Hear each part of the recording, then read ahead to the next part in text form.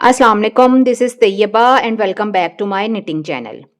हम आज कल लाइव सेशन में ये प्रॉम्पर बनाना सीख रहे हैं। गार्टर स्टिच में ब्रेड के साथ बनाया है और 4 डिफरेंट साइज़ेस में बना रही हैं। बहुत सारा काम हम इसका लाइव सेशन में कर चुके हैं। अब चूँकि ये एक ग्राफ्टिंग एक ऐसी टेक्नीक है जो आप अपने मल्टीपल प्रोजेक्ट्स में इस्तेमाल कर सकते हैं, इस वजह से एक इसका निटिंग हेल्प वीडियो बनाना ज़रूरी थी। तो मैंने इसको ग्राफ्ट किया है, क्रॉच एरिया को, बैक को फ्रंट के साथ मिलाया है, गार्टर की एक एक्स्ट्रा रिज बना के सुई के साथ, ताकि ये बिल्कुल यहाँ से हमारे पास सीमलेस बने। देखिए ना, यहाँ पे भी गार्टर की रिज है और ये अंदर से कंप्लीटली सीमलेस है।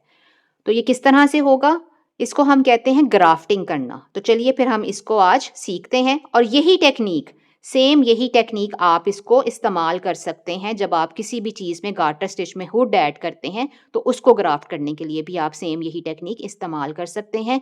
और जहाँ पे भी आपको 2 गार्टर स्टिच के पैचेस को मिलाना हो सीमलेसली, वहाँ पे ये टेक्निक इस्तेमाल हो सकती है। तो मुझे उम्मीद है कि आज की वीडियो आपके लिए फ़ायदेमंद साबित होगी। इसको ज़रूर एंड तक देखिएगा।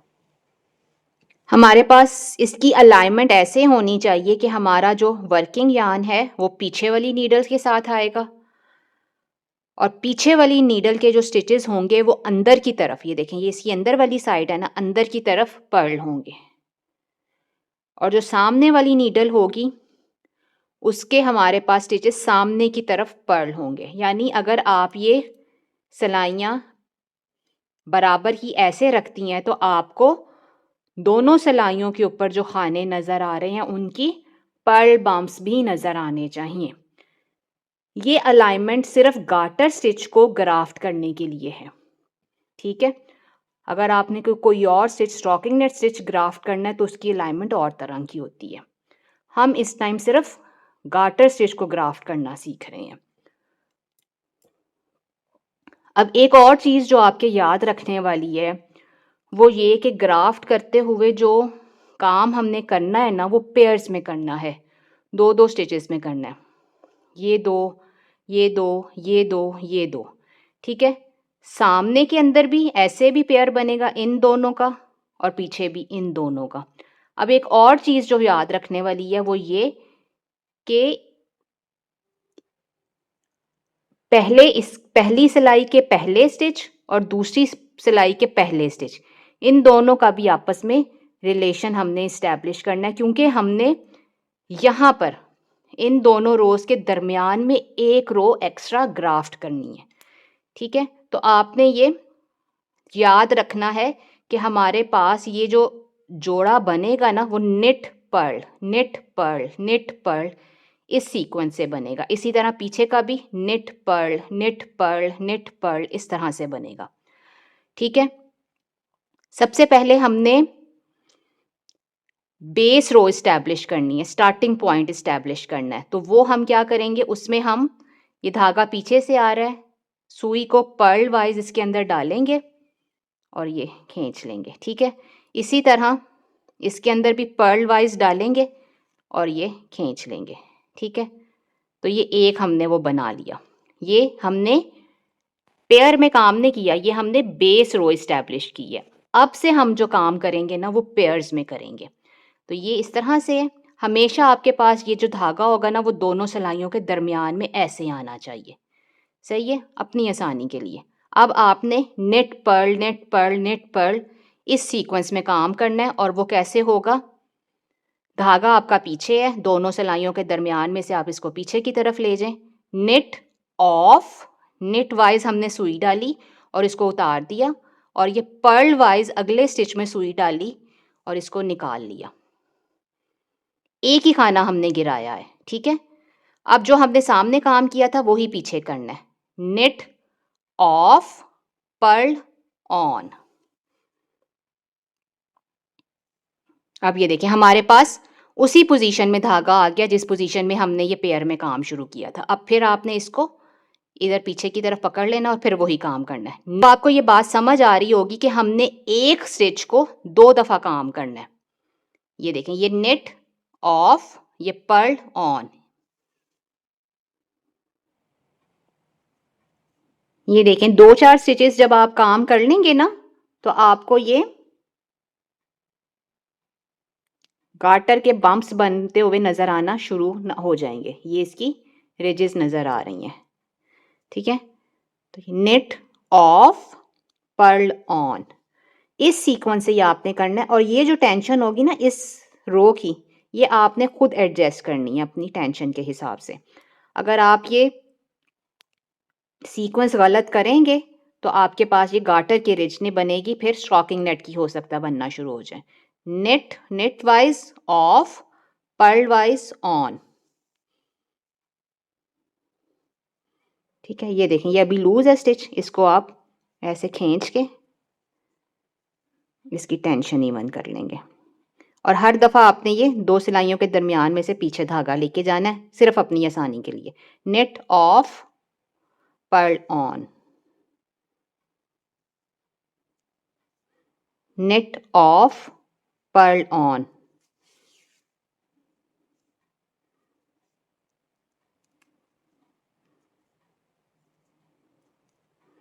یہ دھاگا آپ کو بتا رہا ہوگا کہ آپ نے کہاں کام کرنا ہے. یہ پیچھے کی طرف ہے تو آپ نے آگے والے سٹیچز پہ کام کرنا ہے. نیٹ آف، پرل آن،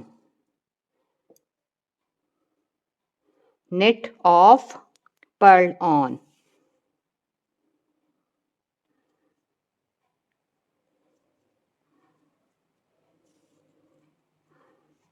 یہ دیکھیں یہ اس طرح سے یہ سارے سٹیچز کر کے نا تو آپ اس کی ٹینشن ایون کر سکتے ہیں.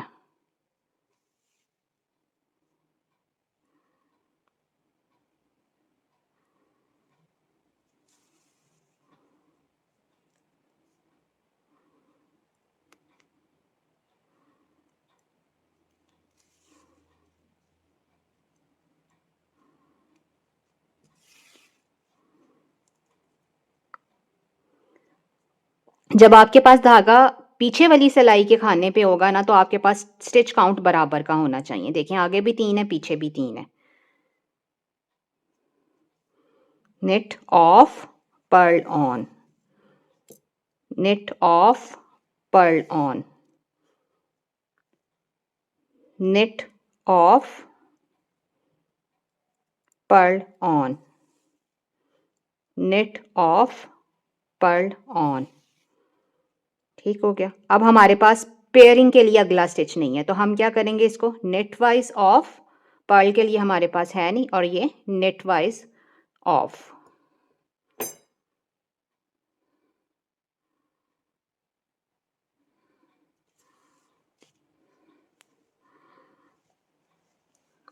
یہ دیکھیں یہ ہمارے پاس گارٹر کی ریج بن گئی.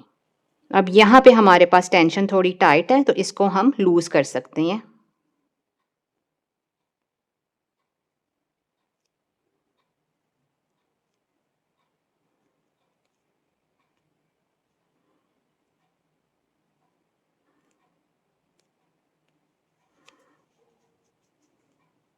وہ آپ کو نا کام کرتے ہوئے پتا چل جائے گا کہ آپ نے کون سی ریج بنائی ہے اور کس کو آپ نے لوز کرنا ہے.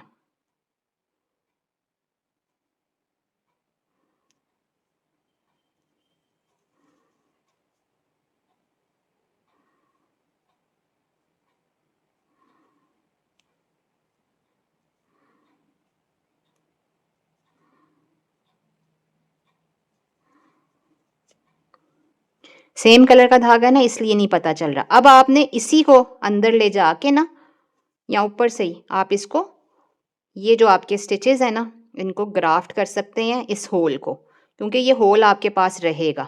اس کو سینا پڑے گا آپ کو ایسے.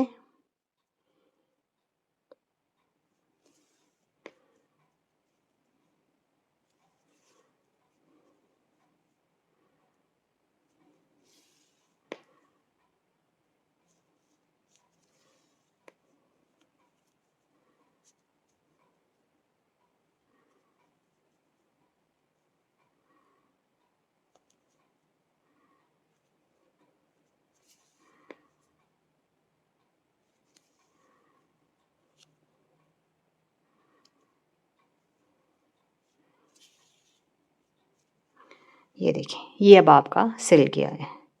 اس کو اب آپ نیچے لے جائیں.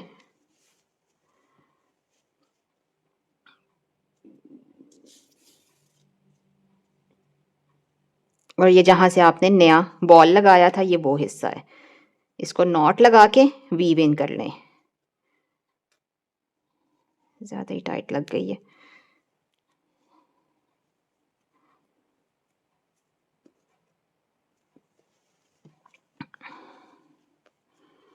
یہ اسی طرح دوسری سائڈ کو گرافٹ کریں گے.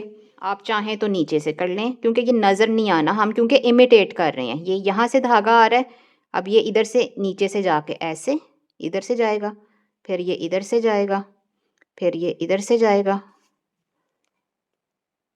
ادھر سے. یا آپ بس یہ سمجھیں جیسے ٹوپی میں ہم خانوں کے اندر ڈال کے تو ایک وہ ناٹ سی لگاتے ہیں نا, بالکل ہم وہی کام کر رہے ہیں ادھر بھی.